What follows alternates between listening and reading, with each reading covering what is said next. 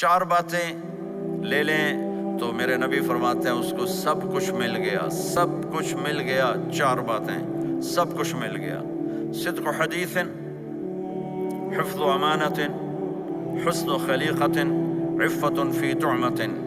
4 باتیں، سچ بولے جھوٹ نہ بولے، سچ بولے جھوٹ نہ بولے، دیانتداری سے کام کرے، دھوکہ نہ دے، اخلاق اچھے ہوں، بد اخلاق نہ ہو، رزق حلال ہو، حرام نہ ہو، تو ہر چیز آپ کے تابع اللہ تعالیٰ کر دے گا۔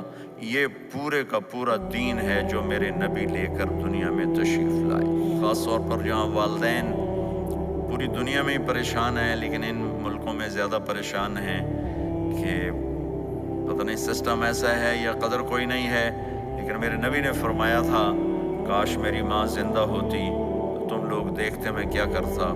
میں عشاء کی نماز کے مصلی پہ کھڑا ہوتا، سورۃ فاتحہ پڑھ رہا ہوتا، اور ادھر سے میری ماں مجھے پکارتی محمد، تو میں ماں کے لیے نماز توڑ دیتا۔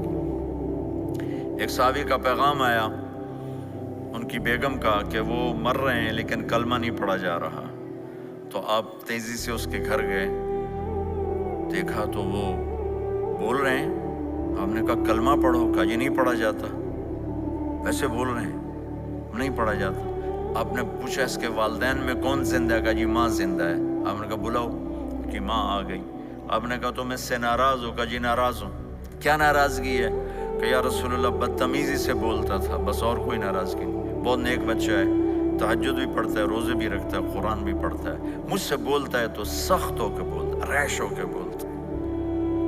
تو آپ نے کہا معاف کرتے ہو؟ کہا نہیں میں نہیں معاف کرتا۔ تو آپ نے فرمایا میں اسے آگ لگا دوں پھر سفارش کرو گے؟ کہا ہاں پھر تو کروں گے۔ کہا اگر تو نے معاف نہ کیا تو اللہ اسے جہنم میں ڈال دے گا۔ انہوں نے کہا نہیں میں معاف کرتی ہوں۔ جب ماں نے کہا میں معاف کرتی ہوں، آپ نے کہا کلمہ پڑھو، تو اس نے کہا لا الہ الا اللہ، اور اس کی جان نکل گئی۔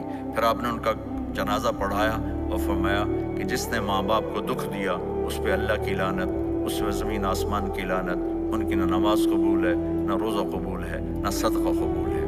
تو مجھے آپ اکثر نوجوان نظر آ رہے ہیں، آپ فیملیز والے ہیں، اپنے ماں باپ کو عزت دیں، اپنے ماں باپ کے پاؤں دھو کر بھی ان کی دعا لے لیں، وہ دعا آپ کو کہاں سے کہاں پہنچا دے گی۔